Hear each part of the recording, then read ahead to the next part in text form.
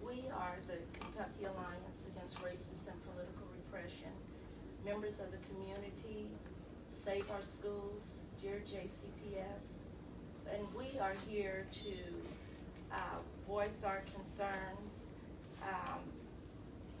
and issue a call to action for the community's involvement in naming the next interim superintendent after Dr. Hargens leaves her position with Jefferson County Public Schools. We also want involvement from the beginning to the end in the selection and interviewing process of the next long-term superintendent for our district. We have multiple concerns regarding the policies and procedures that are in place at this time. We want to be at the table. We want all voices to be heard. We want all candidates to be able to apply. We don't want a select few.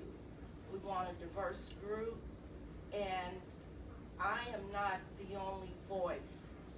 We have multiple community leaders here at this press conference, and I'd like to hear from you, and then, I'd like you to hear from them, and then you'll come back to me. Okay, anybody? Good morning. Hi, I'm Edith Yarborough, and I am a community member, and we do want to make sure that we have a voice at the table. We're hopeful that we can look at all candidates and that it's open to those candidates who really want to apply. So I really echo what Barbara Boyd said today. In addition, I do want to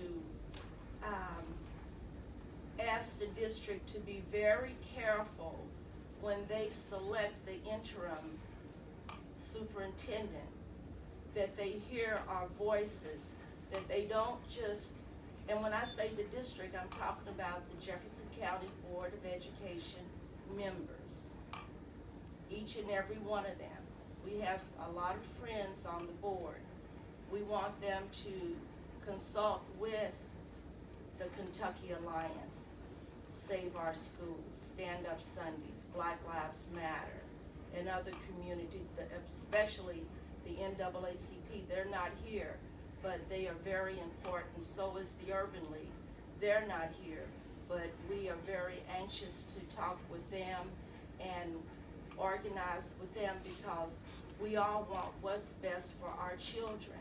There are educators out there. Some of the things that we are looking at, as I mentioned before, the policies and programs our children, teachers, and schools need. The leadership styles we want to see.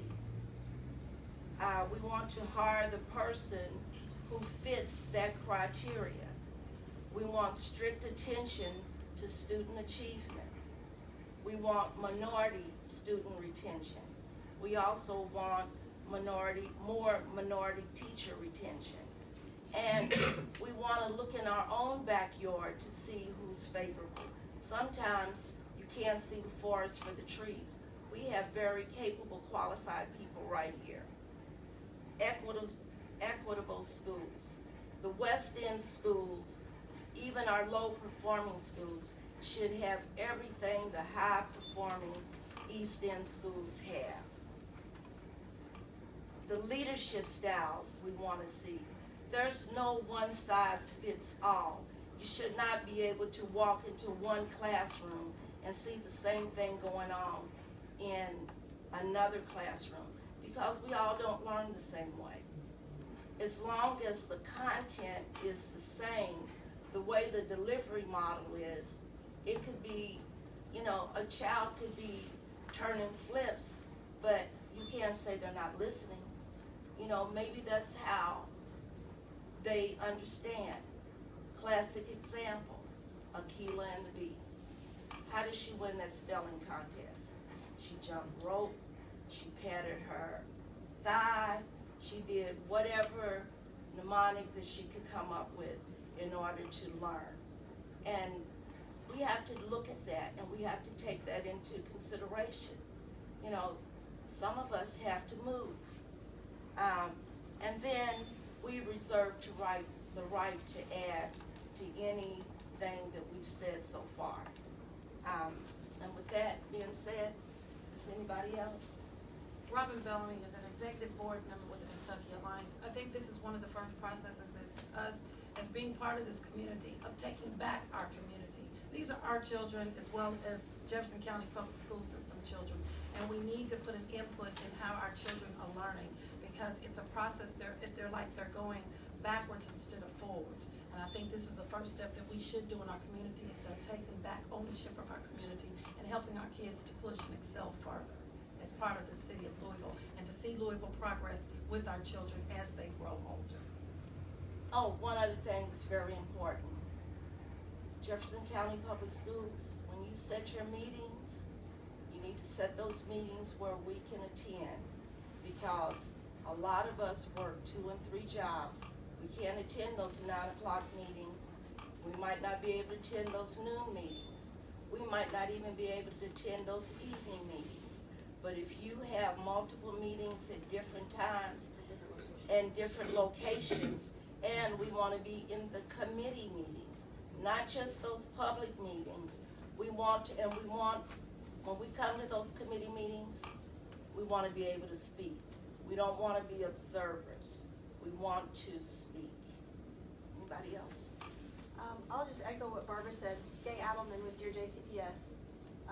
I do believe that we have excellent candidates within our own district, and we need to look to see who's here locally. Our district has a lot of complexities, a lot of nuances, a lot of history and political agendas that might not be apparent to someone coming in from the outside, and it takes years to fully understand what is going on in our district. And so looking to see who we have here locally who already understands the history is key, and we have some excellent qualified people right here in our own backyard, as Barbara said. Secondly, I would like to use Moffitt as an example of the types of things. Moffitt Elementary is a decision that is on the agenda for Tuesday night's board meeting, and it's more of the same business as usual, sweeping things under the rug, shell games, doing a disservice to the kids. Moffitt is on its 5th magnet program, from what I understand. It was in a 2 years worth of failing scores before it became the Catalpa model. It was only given 1 year to really grow and become the school that it was supposed to become after the board made promises, because the district did not support the school, support the model the way that it should. And even though our superintendent is leaving July 1st, she's still calling the shots, and she's still putting something on the agenda that is a way to cover up what failings have happened under her leadership. And we don't want business as usual. We want change. The board made some bold, we applaud the board's decisions and efforts to bring the change that we badly need in our district, but we need to make sure that we're not just rubber stamping things that were set in motion under her leadership, that we're actually continuing that bold change and saying no to status quo. And we want an interim leader who can take over before July 1st. I really feel like what's going on now with the state audit, we need a leader who can contribute to an honest and authentic audit, instead of with her under, continuing to try to keep things looking like everything's fine when we know it's not. She needs to step aside and let someone else guide that audit, guide a true, no more cover-ups and band-aids. We need to get down to the heart of what's really going on in our district, and the only way we can do that is through an authentic audit. And waiting until July 1st, in my opinion, is, and from what we're hearing from people in the community, is not an ideal solution. We need someone in place now who can build that team to set up for 2017-18.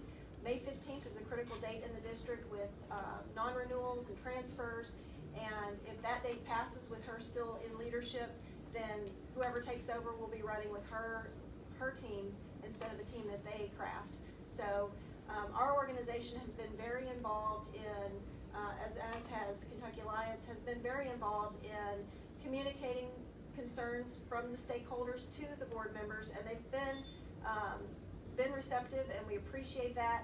However, people in the district have not always been so.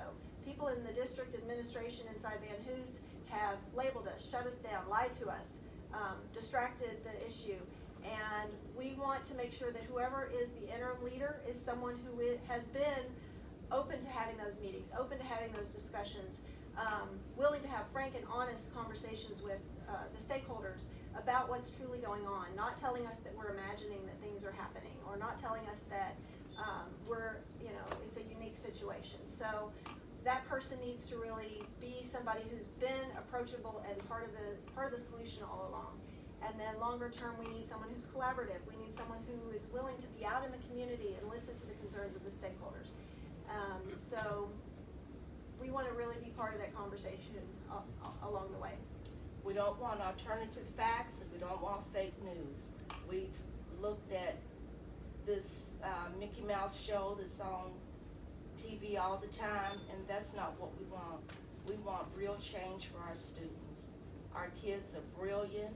They have a brilliant mind. They use it all the time, and we just need the right leadership to bring that out. I'm Nancy DeMontre. I'm a part of the Kentucky Alliance, but I'm also the founder and the chair of an organization called the National Children's Educational and Motivational Workshop, Incorporated. And that organization was founded over 20 years ago to look at how children achieve. And one of the missing links in this district is our preschool program is not a phonics-based program for children who come from homes that do not have a lot of literacy. And that is something that must happen. We talk about underachievement in middle school and high school, but it starts at preschool. Amen. It starts at 3 and 4 year olds.